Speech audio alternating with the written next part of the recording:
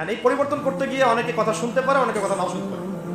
যারা শুনবে আলহামদুলিল্লাহ, যারা শুনবে না তাদের কোনো সমস্যা নেই। নবী সাল্লাল্লাহু আলাইহি ওয়াসাল্লামের অনেক চাচা ছিলেন, প্রায় 7 থেকে 9 জন। সবাই কেউ কি ইসলাম কবুল করেছে? মানে সবাই কি ইসলাম কবুল করেছে? পরের দিকে আব্বাস রাদিয়াল্লাহু আনহু ইসলাম কবুল করেছেন। কিন্তু এই যে আবু জাহেলের নাম শুনেছেন, আবু লাহাবের নাম শুনেছেন, তারা কি সম্পর্কে নবী সাল্লাল্লাহু আলাইহি ওয়াসাল্লাম কি হতেন? তার মানে দাওয়াত দিলে কাছের সব মানুষ ইসলাম কবুল করবে বা দাওয়াত গ্রহণ করবে জরুরি না, নাও করতে পারে, বরং শত্রুতাও করতে পারে, তাই তো? কিন্তু আমাদের শুরুটা হবে এভাবে। এরপরে নবী সাল্লাল্লাহু আলাইহি ওয়াসাল্লামকে আল্লাহ পাক ওহী করলেন, সূরা শুআরার মধ্যে আছে ওয়া আনযির আশিরাতাকাল আকরাবিন।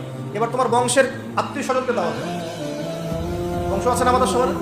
বংশের আত্মীয়-স্বজন সবাইকে নবী সাল্লাল্লাহু আলাইহি ওয়াসাল্লাম সাফা পাহাড়ের নিচে ডেকেছেন। কোন পাহাড়? সাফা মারওয়া দেখেছেন কিনা? যারা গিয়েছেন দেখেছেন হয়তো। সাফা তো আর আগের মতো নাই, এটা এখন গ্লাস দিয়ে বন্ধ করা আছে।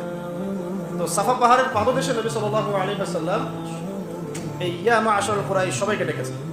ডেকে বলেছেন, আমি যদি তোমাদেরকে বলি এই পাহাড়ের পিছনে সেনাবাহিনী আছে, তোমাদেরকে আক্রমণ করবে, তোমরা কি বিশ্বাস করবে আমার কথা? সবাই বলছে হ্যাঁ করবো।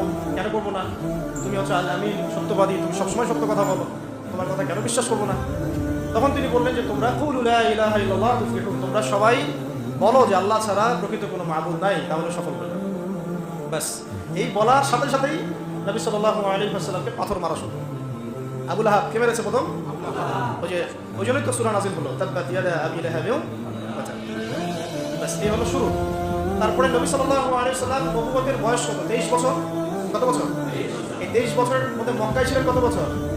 বলেন 13 বছর। আর মদিনায় 10। এই প্রথম 13 বছর মক্কায় ছিলেন। প্রথম 13 বছরের প্রথম 3 বছর তিনি এইভাবে গোপনে দাওয়াত দিয়েছেন। কত বছর? আমরা তো 3 দিন দাওয়াত দিয়ে হাবশায় যাই, তাই না? প্রথম 3 বছর আল্লাহর নবী গোপনে দাওয়াত দিয়েছেন, গোপনে গোপনে, individually, man to man, door to door. তারপরে তিনি প্রকাশ্যে দাওয়াত দেওয়া শুরু করলেন। আর যখনই প্রকাশ্যে দাওয়াত দেওয়া শুরু করলেন, ব্যাস তখনই তার উপরে অমানবিক সব নির্যাতন নেমে আসে। আমরা উমরা সফরে একবার মক্কায়, একবার মদিনায়, 2 বার আমরা জামাত আগে যেতে পারি নাই, কাতারের সামনে যেতে পারি নাই।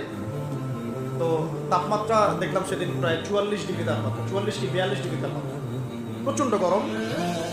তো বাধ্য হয়ে একদিন মক্কায় আমাদেরকে রাস্তায় নামাজ পড়তে হয়েছে। রাস্তা মানে হারামের মধ্যেই, যারা হজ উমরা করেছেন তারা তো জানে, হারামের সাথে রাস্তায়। ওটা ওখানকার একটা কমন বিষয়।